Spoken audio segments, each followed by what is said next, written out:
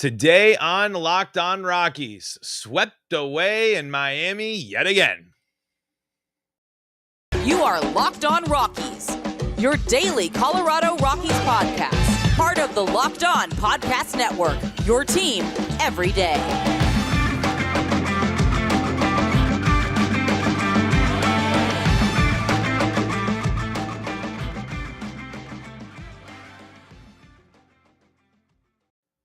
Rock on Rockies fans, welcome into the Locked On Rockies podcast for today, the 23rd day of June in the year 2022. I'm Paul Holden, your host of the Locked On Rockies podcast, your Rockies fan extraordinaire, following the team my whole life, covering the team here on the Locked On Podcast Network for the past season and a half. We bringing you your daily Colorado Rockies talk, and today on Locked On Rockies, we are not alone because we are celebrating not only a crossover, nothing really to celebrate in terms of Rockies fandom here, but Peter Pratt from the Locked On Marlins podcast joins us today. Peter, thank you so much for your time. Paul, thank you for having me on. I'm looking forward to this conversation. The Marlins have a sweep, a sneaky sweep, a very sneaky one, and a UK-friendly one too. And for your listeners, I'll tune in thinking, where is that accent from? That is not a South Florida accent. That is correct. I'm based over in the UK, would you believe? So there you go. You learn something new every day. I know. And if you love the Locked On Podcast Network, well, great. That's where you are. You can find your team every day. The Marlins, the Rockies.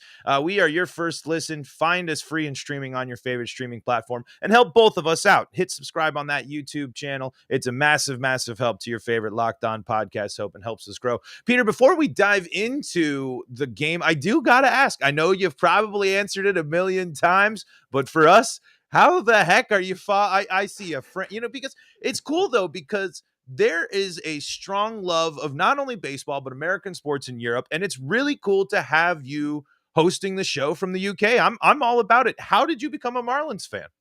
I know, you're right. It's not the first time it's been asked, but the story is, effectively, it's quite a familiar story for UK fans too. You head over to the States on holiday, you kind of, and I'm a big cricket fan. I always have been. A lot of crossover there, pardon the pun. And, you end up, hey, let's go and watch a ball game or a match. A baseball match is probably what you describe it as, actually, if you don't know the lingo. Let's go and watch a match. Great. And I went to see my first ever game. It wasn't a Marlins game. I went to see the Cardinals. I was in St. Louis. I went to Busch on a day game, similar to today, maybe, a Thursday game, sun out.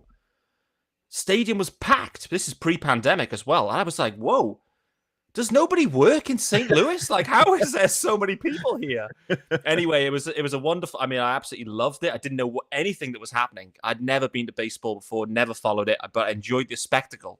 And that kind of teased me into it. We then came back to Miami for a family trip. I said, hey, we're going to watch another baseball match. We're going to see the Marlins. And because we were going to the Marlins, I knew we were going to see them, I started to think, okay, I'm going to try and familiarize myself with what the rules are and what's going on. Anyway, we turned up. Jose Fernandez was pitching for the Marlins. I didn't know who the hell he was at the time, but that was just coincidence. Stanton hit a huge home run. Third inning, I think it was, against the Diamondbacks as well. So there you go. That was a nice one for you boys. Take that. I went straight to the team store, bought a Stanton jersey. I went, that is it. I am all in on the Marlins right now, right here, right now. And straight after that, the sell-off and rebuild started. I was going to say, that Stanton just got straight in.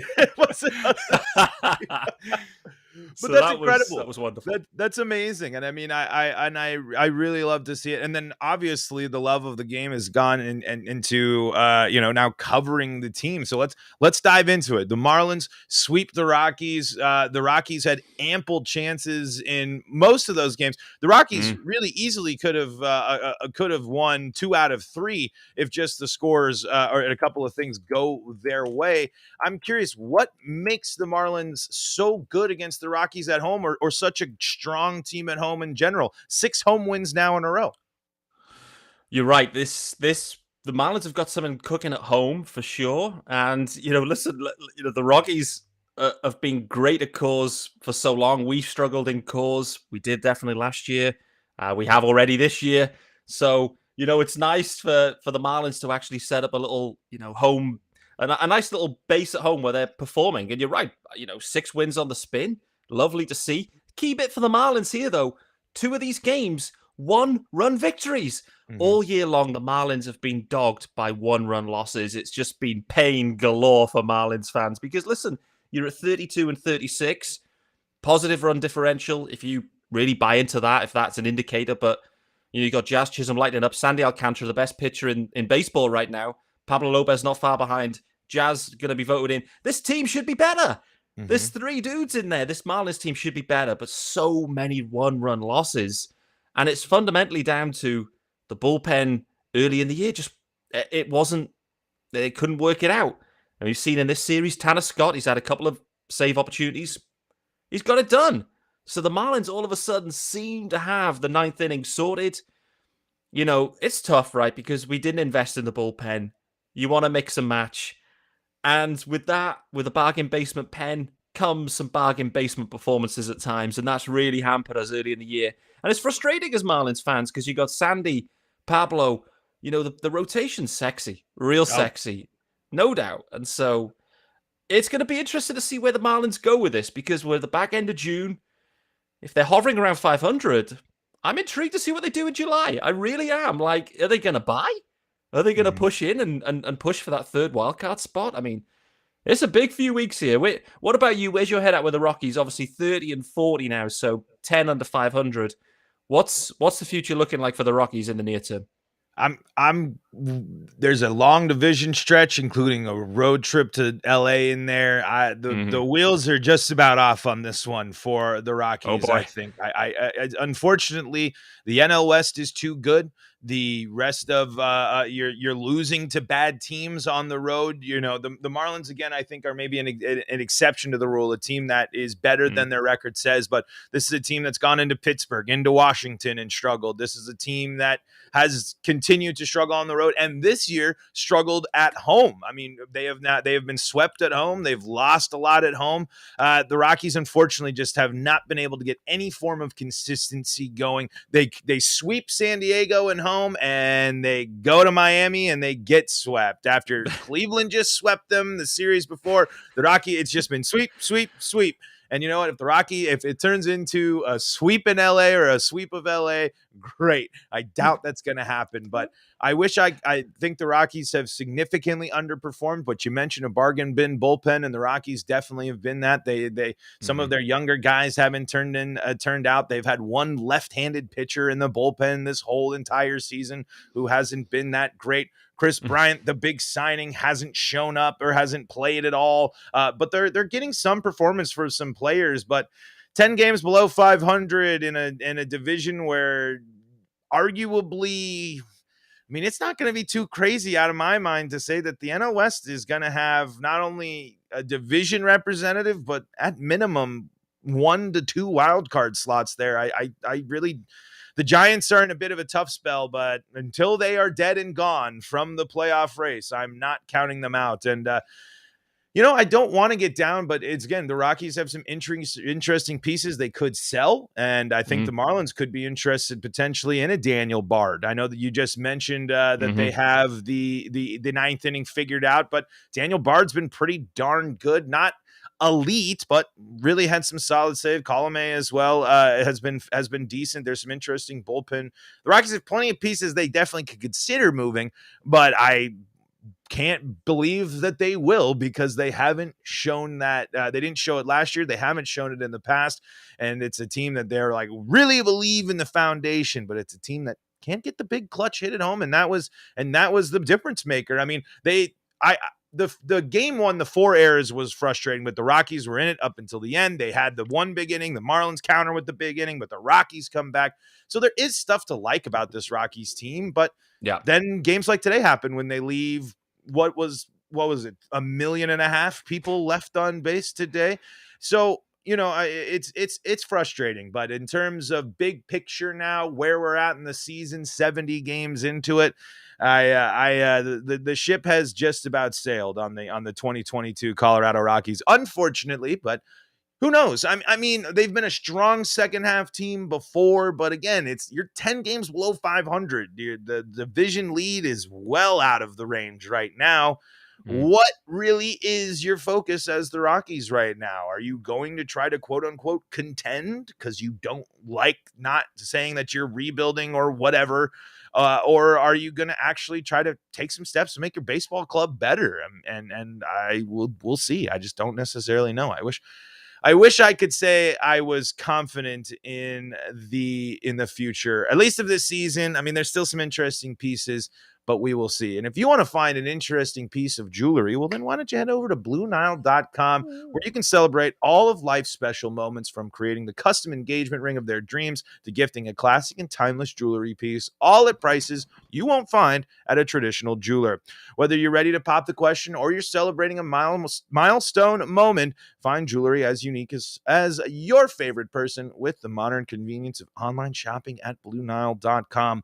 Blue Nile has simple tools that let you choose the diamond shape, size, and clarity, as well as setting style. Blue Nile's bench jewelers will then handcraft the perfect engagement ring. Each ring is one of a kind.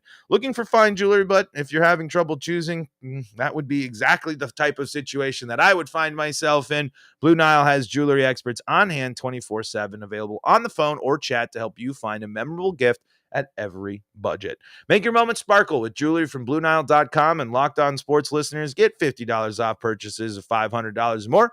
This podcast exclusive includes engagement. Use code Locked On. That's code Locked On. Plus, every order is insured, ships free, and arrives in discreet packaging that won't give away what's inside. Shop stress-free and find your forever piece. Go to BlueNile.com today.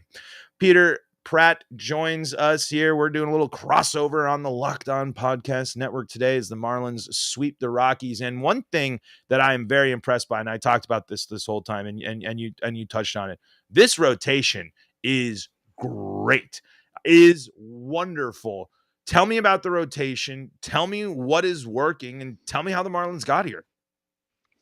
The rotation is looking sensational. It's a bit dinged up right now, so we've got to call that out. And, this is part of the beauty of this series win and sweep, is the fact that they've done it with 2 one-run victories, and that has not been the MO this year. And those 2 one-run victories have come in Dan Castano starts and Braxton Garrett starts. So you're into depth starters that shouldn't, if everyone's healthy, they're not in the rotation, right? They're AAA guys. So the Marlins are winning those games, and that's a big, big turnaround. But you didn't get to see Sandy this time around. You did get to see Pablo Lopez, and it was a little bit of a sketchy start for Pablo, but he really eased into the game, I think, as it went on. And, it was 7 strong and pitched well. Pablo's been wonderful. Sandy equally. Trevor Rogers, if we recall, last year, the Rookie of the Year contender, obviously ended up being second in that race in the NL. It has been a real struggle for Trevor Rogers this year. Real struggle. Like, it's been one of the main head scratchers for the Marlins. Like, Trevor just hasn't been himself. So I'm really intrigued to see how his year pans out. But if it can get Trevor fixed, that 1-2-3, Luzardo started the year in the rotation nicely too, and has been on the season now on the 60-day IL actually. So not sure where he's at, but sitting there in AAA now, Max Meyer just coming back on a rehab start. I think Max Meyer makes his MLB debut in July for the Marlins. I really do, and I'm very excited to see what Max Meyer can do. Edward Cabrera, which you saw last time around in Coors, came up for his first start of the season. He's had a little IL stint as well. So there's tons of pitching here. Tons. Some of it drafted, Max Meyer. Cabrera was an internal prospect as well. And Sandy Alcantara, let's remind everyone. Everyone's thinking, how did Sandy Alcantara end up on the Marlins? They got him for the Marcell Ozuna trade. Right. With St. Louis. And not only was it Sandy Alcantara, Zach Gallen was in there too, that they then flipped for Jazz. So the Marlins flipped a year and a half of Marcell Ozuna for effectively Jazz Chisholm and Sandy Alcantara. It's got to be the biggest thievery I've ever heard in my life. It has to be. It's an insane deal, and it shows. It's kind of the Marlins haven't necessarily been major, but they make the playoffs in the pandemic shortened season, taking a kind of a little bit of a step back, but still plenty competitive on the stretch. It just seems like things haven't fallen together, but the Marlins are making the right moves, taking the right steps. I am curious now, is this second half going to be different for the Marlins? Is this going to be, can this team, and maybe you can elaborate on it too, where I remember going in, this was a team that couldn't hit. necessarily throughout this year. And they've scored some runs on the Rockies. They didn't necessarily score a ton of runs on the Rockies after, 2 games worth with over 5 runs scored there as they shell the Rockies in game 2. And then it was kind of a back and forth craziness there in game 1. Can the Marlins be successful with this offense right now? It's a great question. And the problem the Marlins have faced, the big free agent signings from the offseason, they just started so slow. And I think that was not just a Marlins problem. That was like a league-wide problem for some reason. Big name free agents just couldn't hit. They just forgot how to hit. And that was the problem for the Fish. They were leaning on Jazz Chisholm and Jesus Sanchez, and that was it. They had nothing else offensively going. They pay the big money for Avi Garcia. They pay the money for Jorge Soler. And they were just terrible in April and May. And both those guys are heating up now. Avi Garcia had a home run in this series. Nice home run. Soler did too. Jazz Chisholm. The power's there. And the Marlins, I listened to Miggy Rojas today on the Chris Rose podcast, and those guys talking. Miggy Rowe thinks these Fish and this roster can do something. They think they can. They know they've underperformed, and they have. They did underperform early on. The question is May and their record in May, whatever it was, let's say it was 5-15 or something ridiculous. It was terrible. Is that month going to sink this whole year? Or can they piece it together now, back end of June, early July, get themselves back in the hunt? Because like I said at the start, I'm intrigued. If the Fish are hovering around 500, what are they going to do? Are they going to try and go out and add to it? Are they going to go and look for a rental bullpen? I mean, you mentioned a few names bullpen-wise I think are intriguing. I do see a match there, really do, for some of those bullpen arms. Other teams will be thinking that too, not just the Marlins. But, there's definitely some pieces there. And the other question they need to address, what they're doing at center field. We saw it today, Brian De La Cruz. We saw it today, indeed. Anybody else other than Elias Diaz, and that is an inside the park home run. It is. They've already had one of them this year too. Exactly the same kind of play. It was Kevin Kiermaier though. Kiermaier's got a little bit more wheels than Diaz, so he scorched one and it was inside the park home run. So what are they doing at center field? What are they doing in the leverage pen? If they can solve those questions, the pieces are there for the Fish if the rotation's healthy. So Paul, I'm intrigued. I felt like the Marlins were out of this. However, the Mets are coming to town now. We've won 6 straight at home.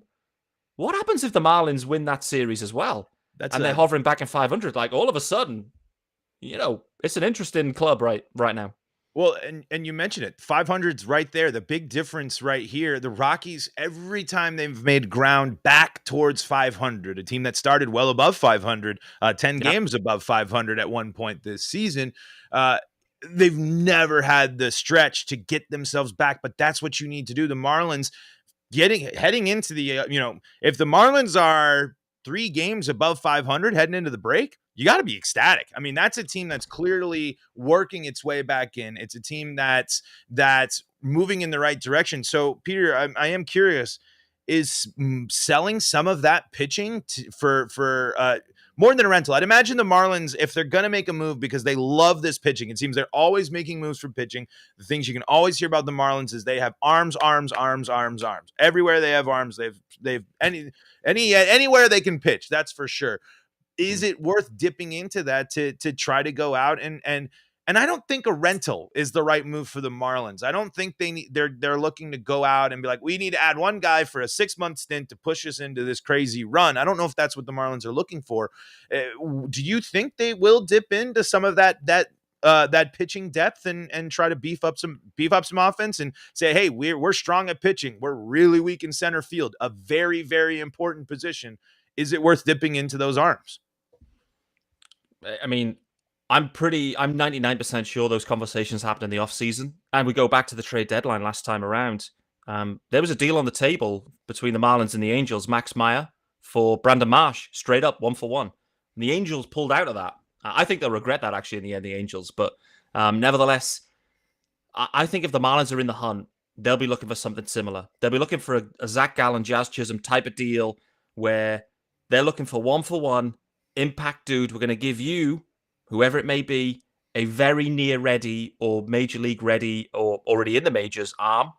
That could be Max Meyer. Still, it could be. And you're going and asking, and there's not many center fielders out there that are difference makers that are available on clubs that are selling, right? There really isn't. Brian Reynolds is the obvious one. The Pirates. Cedric Mullins, let's say, from the Orioles is another one. Ramon Laureano from the A's, another one. Like, one of those three guys, I think if the Marlins are in it, I think they go and get Ramon Laureano, and I think they send a pitcher that way, and they get a deal done. It makes a ton of sense for both teams. It really does. And Ramon Laureano, as we saw today, is a massive upgrade in center field defensively for the Fish. He really is. And so, to me, it makes a ton of sense. And actually, even if they're out of it, the Fish, even if they're below 500, they're not trying to push it in for now. I still think they'll make a deal this deadline if they can, if the deal's right for next year and the years beyond. I can see it happening. They just couldn't get it done in the offseason. The hole is still there. We've seen the hole all year. So intriguing to see the way they go with this. They also have to sell some pieces too. Jesus Aguilar is an expiring deal. They're not going to extend him. They've got Lewin Diaz sat in AAA ready to rock and roll. The Marlins have got some business to do at the deadline. They really have. They're going to be selling and buying, but looking to the future as well. I don't think they're clearly not going to mortgage everything for a run this year.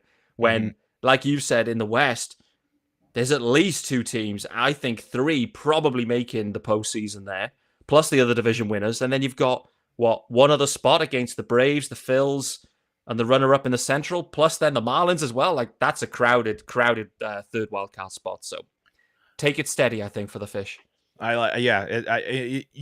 got to make moves to get better, but you sometimes can't make too much of moves, and sometimes the move you got to be careful. But the Marlins are in a really, really interesting spot, and the Rockies have been kind of in a similar spot for a while, but this year I don't necessarily know what the Rockies are going to do because of how much they really believe in this, how much extending of these players they did here in this off season. But it'll be really interesting to see what happens, especially with some of these interesting bullpen pieces for the Rockies. I think a lot of teams are going to be interested in Daniel Bard and Alec Colomé there as well. But hey, speaking of deals, tonight, there's already deals. There's already rumors. And guess what? One live NBA draft show is not enough for Locked On. The entire NBA channel is going live on NBA draft night, which is tonight. So if you have a favorite NBA team like the Nuggets or the Heat, head on over to the Locked On YouTube pages so you can be notified when they're live for draft night. And if you want to start your day off right, well, all you got to do is scoop one scoop of 75 high-quality vitamins, minerals, whole food source superfoods, probiotics, and adaptogens right into a glass of water and shake it up. That's a lot of vitamins, but guess what? It's all in one powder. And all you got to do is enjoy some Athletic Greens. Athletic Greens is lifestyle friendly, whether you eat keto, paleo, vegan, dairy-free, or gluten-free. It contains less than 1 gram of sugar, no GMOs, no nasty chemicals or artificial anything, while still tasting good. Supports better sleep quality and recovery, supports mental clarity and alertness. It's the one thing with the best things. Athletic Greens uses the best of the products based on the latest science and with constant product iteration at third-party testing. Costs you less than $3 a day. You're investing in your health, and it's cheaper than your cold brew habit. It's cheaper than getting all the different supplements yourself. You're investing in all-in-one nutritional service. Athletic Greens is a climate-neutral certified company. In 2020, AG purchased carbon credits that support projects protecting old-growth rainforests, and Athletic Greens has over 7,000 five-star reviews. I take it in the morning. It's a great way. It's a nice little boost, especially for someone like me who doesn't drink coffee. It's a great way to start your day off with a nice boost of energy. And right now, it's time to reclaim your health and arm your immune system with convenient daily nutrition. It's just one scoop in a cup of water every day. That's it. No need for a million different pills and supplements to look out for your health. To make it easy, Athletic Greens is going to give you a free 1-year supply of immune-supporting vitamin D and 5 free travel packs with your first purchase. All you have to do is visit athleticgreens.com/MLB network. Again, that is athleticgreens.com/MLB network to take ownership over your health and pick up the ultimate daily nutritional insurance. We are crossing over with Locked On Marlins. Remember, we're free and streaming on your favorite streaming service, and we're streaming on YouTube live right now. So make sure you're subscribing to both Locked On Rockies and Locked On Marlins on YouTube. Peter, we talk a little bit about divisions, and I talked a lot of crap about the NL West last year because the Rockies were really good against the NL West last year. The Mets go out and get better. The Braves have come alive after dominating the Rockies in Coors Field. Philly is still hanging around in there.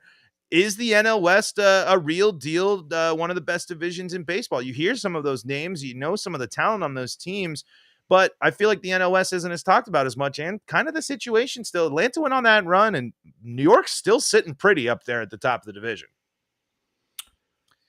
It's a good point. There's a little bit of overhype, I would say, in the East. I sense that, and listen, as a UK fan, what I can testify to you is I watch barely any West baseball because time zone wise, it's like 8-9 hours, behind. So it's a really tough watch for me out West. The East is just about manageable, for sure. So I have to hold my hands up from my perspective. But what I see of the East, and I watch a lot of the East games, the Mets are good. Like, the Mets are good this year. And what they're doing without Max and DeGrom, fair play to the Mets. They're playing some good ball. And as soon as I saw the moves they made, I knew the Marlins and the rest of the division were in trouble. Because last year, I remember there was a situation where Jeff McNeil and Frankie Lindor were running down the dugout with each other, fighting and scrapping in the dugout. There was all sorts of rumors about a raccoon and all this nonsense. But there was a problem in the clubhouse. They signed Starling Marte, and we know what Starling Marte is. Marte is an absolute stud, but he is a locker room stud too, a clubhouse stud. They signed Mark Canha. They're signing and they signed Max Scherzer. These are the right type of dudes that if you piece them in there with a load of talent, they're going to get people playing right and their heads switched on. And it doesn't shock me the Mets have come out scorching at all. It really hasn't. The Mets are good. The Braves, they're a fun and wild team, and they're the reigning World Series champs. And listen, what we know for certain with the Braves, they will be aggressive at the deadline. Super aggressive. So whatever the Braves look like now, doesn't matter. Doesn't matter. The GM will be absolutely pulling moves left, right, and center. So Braves will be good. The Phillies are the most expensively assembled, terrible team. I think they're how Right. they can spend this amount of money and be that bad. I'm shocked at how the Phillies survived. I mean, I know they fired their manager and whatever, but that GM, he's running that club into the ground. It really is. Like, the problem they're facing is they're going to need a rebuild, and they haven't got any pieces to rebuild with, and too many contracts. So, and the Nats are in a full blown rebuild themselves. So it's a good division, but I think it is overhyped. If it is the long answer, the short answer really. It's overhyped. I like the West. I like the depth in the West. I think those three are better than the East top three, in my opinion. Yeah, I mean, if you're asking me if you're going to match the teams up, I'm going to take the Padres, the Giants, and the Dodgers over the Mets maybe, but still the Dodgers on the flip side are just the other version of the Mets. And, they're another team with a massive payroll, but also have incredible depth, incredible vets, multiple World Series champions, MVPs. And yeah, so maybe a little overhyped there, but yeah, I'm with you on the Mets. The Mets are real this year. They agreed. Will they Met it up? There is a chance that can always happen. That's always there.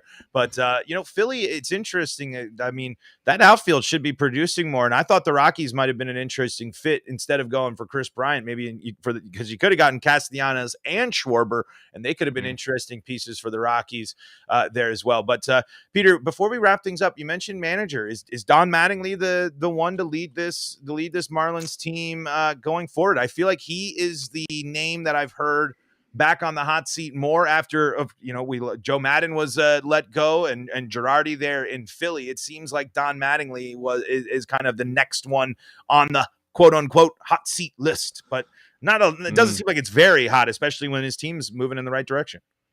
It's a good question. I think if you'd asked this question 2 weeks ago or 3 or 4, if you'd have asked it at the end of May, you may have got a different answer. I think where Donnie's at, he's on an expiring deal anyway. The reality is, if it goes sideways for the Fish, what are you gonna do? You're gonna fire Don Mattingly? Like, the season's done anyway. Donnie will ride this season out. The question is do you extend Don Mattingly after this year? My gut feel is that they may go a different direction at the end of the year. So I'd be shocked if he's fired in season, because really, what have we seen across the league? The guys that have been fired, you just have the bench coach take over, and it has that. They have turned around. Actually, the Phillies went on a run. The Angels, did they go on a run as well? I think they might have done. They just snapped their losing streak. They haven't necessarily gone on a run. They've that's right. They ended the streak. I think Shohei had 8 RBIs the other day, and I think they still lost. And so, I mean, Sums up The the Mets Angels, are doesn't it? It cursed, but really there does. is no one more cursed than the LA Angels. I mean, it's No. to have two generational talents not be able to, and the rest of your team just not contribute enough to get yourself in a position of contention is crazy. I'm with you. I'm with you. Paul, what about you? You know, listen, we all love baseball. We follow baseball. We do daily podcasts following the teams. And the teams we love. 10 games under 500 heading into July. Obviously, there's a couple of games left to go, but what are you excited about? What's exciting you about the Rockies for the rest of the way? I mean, Chris Bryant is supposed to return this weekend. We haven't seen that. That's very interesting. Brendan Rodgers, who we saw have a really big series here, has took his ice cold, miserable start to the year, completely turned it around. And as I saw some Marlins fans kind of give me the interaction, and maybe some Marlins fans showing some love to Ryan McMahon. We saw Ryan McMahon play a good series as well, capitalized by great defense. Ryan McMahon's defense taking a step back this year has been a massive blow to the Rockies' defense taking a massive step back this year has been a huge blow to the team. But Rymack especially, he should have won the Gold Glove last year. Nolan won it because of the name and stuff too. I honestly believe that Rymack was a better defensive player than Nolan Arenado last year.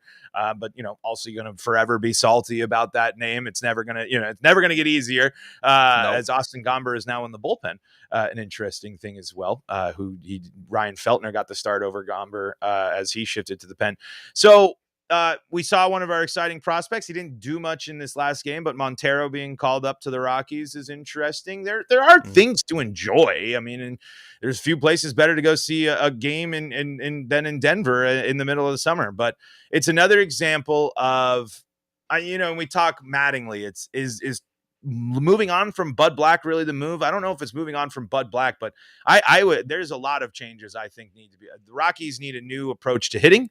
The changes they've made, they have a new pitching coach, but he's from the organization. And what has happened this year? Every starter has taken a step backwards and gotten worse. Other than Chad Kuhl's hot start, which is now cooled off, pun intended. As he has been went from the Rockies' best starter to someone who's prone to not getting out of the fifth inning and getting hit hard. So there are, and I think Connor Joe is one of the most undervalued and I think any team in baseball would want Connor Joe. I don't think there's any team that would not want a solid leadoff man that can get on base every single game, whether it be through hitting or walking. And I wish there could be more from pitching. What used to be exciting would be Rockies pitching, and there hasn't been anything this year from Rockies pitching to make you excited. Last year, German Marquez being great was something special, and I was really thinking this year was the year German was going to take another step forward, and he's been fine in his last few starts, but there's very few Rockies you can sit there and say that haven't been disappointing. But hey, Jose Iglesias swinging the bat well, CJ Cron can put the ball into play. There are things to enjoy, but Rockies desperately need a change in philosophy and a change in atmosphere. But I really think that's mostly in the front office, because we continue to see the Dick Monfort loyalists are promoted and long time Rockies people are there, and they're very ingrained in the Rockies. So until a front office shift happens, I don't really know what's going to happen with the Rockies. We'll just keep rocking in this bad to mediocre for a while. 2-3 years of excitement and back to bad and mediocre, I guess. But Peter, we're going to wrap things. Yeah, that's baseball. Peter, we're going to wrap things up here. Marlins sweep the Rockies, win 6 home games in a row now. The Rockies are getting ready for a big division trip. But Peter, where can people go to make sure they're staying up to date with all things Marlins, all things you there in the UK? Of course, listen, if you're watching the show, you're going to have the graphics to help you at Miami Marlins _UK. Don't forget the underscore. So hit me up there on Twitter. That's the only space for me. No Instagrams, no TikToks, none of that. Twitter only, Miami Marlins _UK.